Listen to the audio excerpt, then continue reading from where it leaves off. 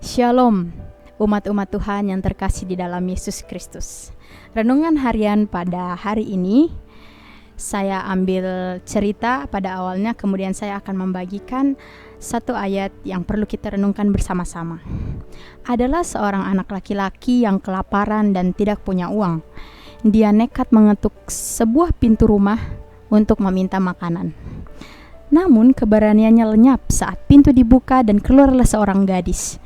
Kemudian yang tadinya dia mau minta makanan, tetapi dia hanya meminta segelas air putih.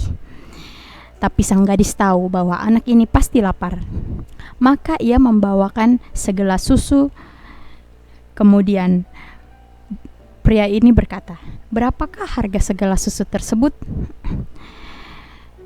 Lalu perempuan ini menjawab, "Ibu mengajarkan saya untuk jangan meminta bayaran atas perbuatan baik yang kami lakukan." "Aku berterima kasih dari hati yang paling dalam," balas anak lelaki itu setelah menenggak habis susu tersebut. Kemudian belasan tahun berlalu, gadis ini tumbuh menjadi seorang wanita yang dewasa. Tapi gadis ini didiagnosa memiliki penyakit yang kronis dan kritis. Dokter di kota kecilnya ini angkat tangan. Akhirnya gadis malang itu pun harus dibawa ke kota yang besar, di mana terdapat dokter spesialis. Dr. Howard Kelly dipanggil untuk memeriksa.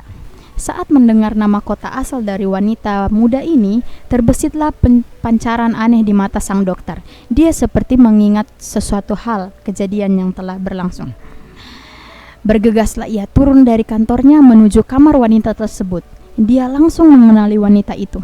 Setelah melalui perjuangan yang panjang, akhirnya wanita itu berhasil disembuhkan. Wanita itu pun menerima amplop tagihan rumah sakit. Namun, wajah wanita ini sangat pucat dan ketakutan karena dia tahu bahwa dia tidak akan mampu membayar biaya rumah sakit ini meski dicicil seumur hidup dia. Dengan tangan gemetar, perempuan ini mulai membuka amplopnya dan menemukan catatan di pojok kanan atas tagihan tersebut. Telah dibayar lunas dengan segelas susu. Tertanda Dr. Howard Kelly. Dari cerita ini, kita mendapat pelajaran bahwa di mana ada kasih, di situ ada kehidupan. Kebaikan dari sang wanita ini dibalas dengan kebaikan dari seorang anak kecil ini juga.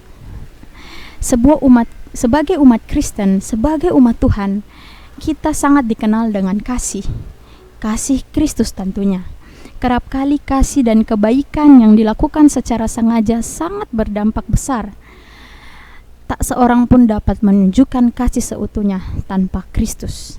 Ayat yang saya ambil, barang siapa mengasihi Allah, ia juga harus mengasihi saudaranya. 1 Yohanes 4 ayat 21. Kiranya Tuhan memberkati kita semua. Amin.